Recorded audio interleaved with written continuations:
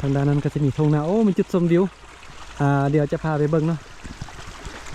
มีกองมีเครื่องดนตรีแบบดังเดิมบรรยากาศภายในบ้านเดี๋ยวแป๊บนึงนะมาเบิ่งทางด้านนี้ก่อนอันนี้ก็คือน่าจะเป็นแอกวะโอ้แบบข้าเจ้าไทยหน้าแบบดังเดิมสมัยตะกี้นะยังมีอยู่เนาะ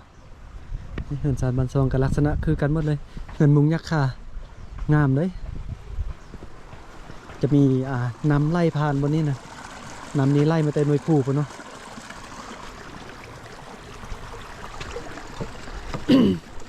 อยู่นี่นะจะเป็นเดินบานเนาะข้าเจ้าก็จะมีการจัดงานแสดงเนาะเวลามีนักท่องเที่ยวหรือว่ามีแขกมาลินโอ้เสียดายบ่ได้มาสวงบุญเต็กนึมมันนะวันนี้จะเป็นเดินนะตะกี้มาบ่ได้เป็นแบบนี้เนาะแต่ว่าเดี๋ยวนี้มาเขาจะปรับปรุงงามขึ้นกว่าเก่าแล้วว้าเถอะเบิ่งนะพ่อแม่พี่น้องอันนี้จะเป็นกองนี่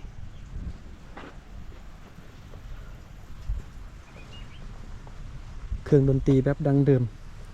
มีระนอกระนาดโอ้หลายอย่าง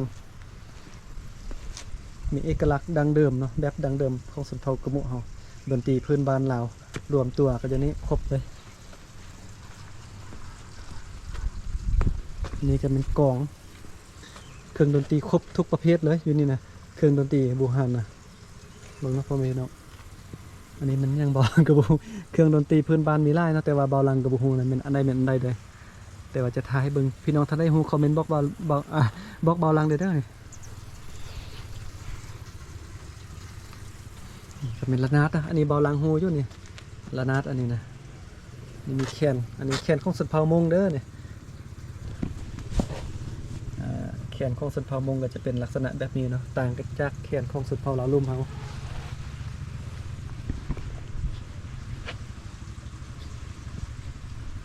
นี่จะเป็นกอง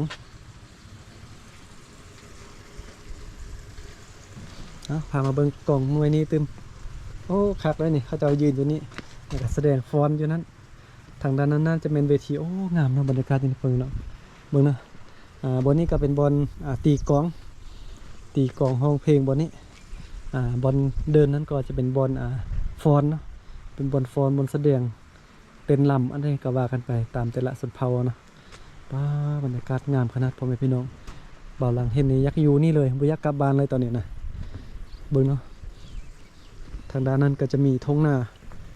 บริเวณนี้โอ้ออกแบบงามขนาดคนที่ออกแบบหมู่บ้านแห่งนี้นะเบิ่งนะโอ้สุดยอดงามมากเนาะบ่าวหลังมานี่หายเมื่อยขี่รถมาทั้งเมื่อยทั้งหนาวเนาะกลัวจะมาฮอดนี่เป็น100 ปลายกิโลพุ่นน่ะบ่าวหลังขี่รถจักรบัดนี้นะแต่ว่ามาฮอดก็คุ้มค่าที่สุดเลยบ่าวหลังคิดว่าจะมาตลอดหมู่บ้านแห่งนี้นะมาทางด้านนี้ตึมมาเบิ่งทางด้านนี้นะรีวิวให้ทัวร์ให้เทิงเลยทุกซอกทุกมุมเลยนะพ่อแม่พี่น้อง วันนี้น่าจะบ่มีคนอยู่ป่ะนี่ประมาณนี้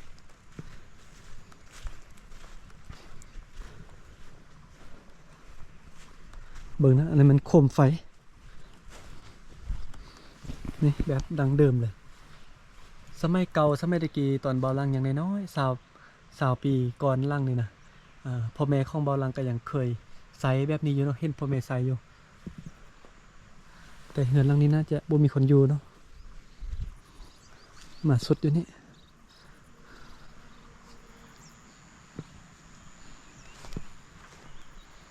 โอ้งามไร่พ่อแม่พี่น้องคุ้มค่าเนาะที่เดินทางมาฮอดมาถึงบ่าวหลังเชื่อว่าไผที่เดินทางมาฮอดสถานที่บนนี้คุ้มค่าทุกคนเนาะคุ้มค่าแน่นอนเพราะว่าได้มาสัมผัสบรรยากาศธรรมชาติคือกับความรู้สึกคือแต่ว่าตัวเองย้อนยุคไปในสมัยตะกี้อยู่ภายในนี่ก็มีไฟฟ้ามีน้ำใสสะดวกสบายบนนี้ก็เป็นไฮไลท์เนาะว้าวบนแสดง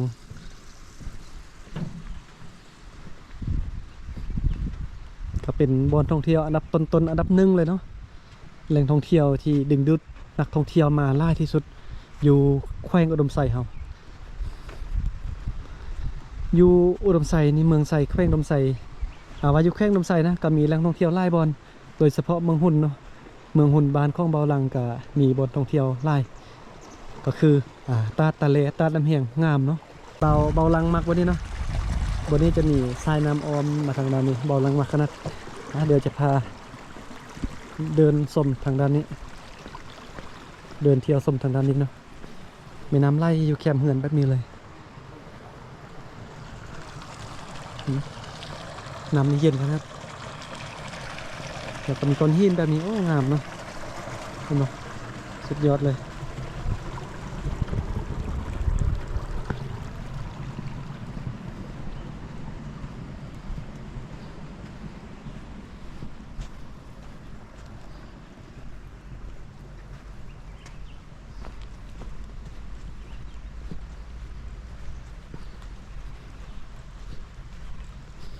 เงินลังนี้วิวงามกลัวหมู่ เบิ่งเนาะมีทรายน้ำไหลผ่านหน้าเหือนแบบนี้บรรยากาศเป็นก้อนหินเนาะโอ้คักขนาดนี้เขาจะเอาตากอย่างน้อนี่ตากไปนี้ดังไฟฟิงตื่นสมาบรรยากาศตอนเช้านะตื่นสมาดังไฟฟิงอยู่นี่ยามหนาวนะแล้วก็มีฟืนไว้กองล้างเหือนอันนี้ก็เป็นศาลเนาะโอ้แห่งงามขนาดนี่ตื่นสมาล้างถ้วยล้างบวงครัวกินทางด้านนี้เนาะเป็นศาลนี่วันนี้ก็มีปลูกผักกาดตึมโอ้คักหลายเนาะปลูกผักกาดผักหอมผักชีผักบัวผักเทียมอยู่ทางด้านนี้เนาะแล้วก็มีทุ่งนาบัดนี้ทุ่งนาบนนี้ประมาณนี้เนาะ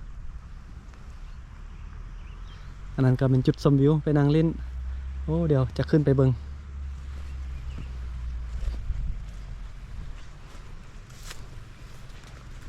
ก้อนหินในนั้นใหญ่ขนาดเลย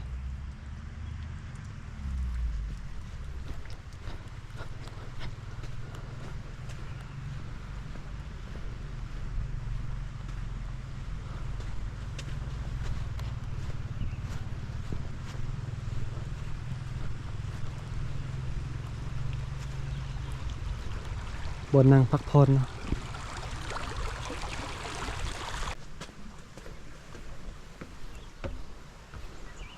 ขึ้นมาปุ๊บบนนี้นี่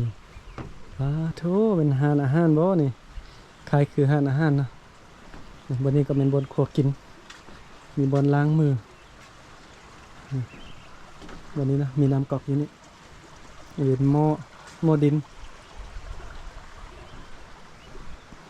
โอ้ตกแต่งงามเลยบนนี้นะนี่บนนี้นั่งชมวิวสุดยอดว้าวงามหลายเนาะมันเนาะนั่งชมวิวตื่นสมาเนาะกลางเต็นท์บนนี้พ่อแม่พี่น้องกลางเต็นท์บนนี้นอนตื่นสมาแล้วก็ชมวิวธรรมชาติป้าถ้าว่ามาสวงเขาจะเอาปลูกเข้านี่บ่าวลังต้องมาเติมแหละบ่มาบ่ได้เนาะนี่เห็นบ่งามขนาด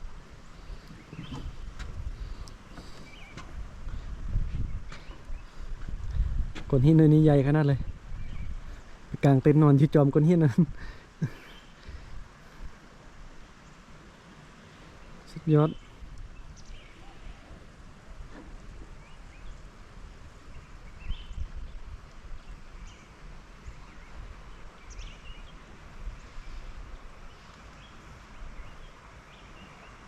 งามพ่อแม่น้อง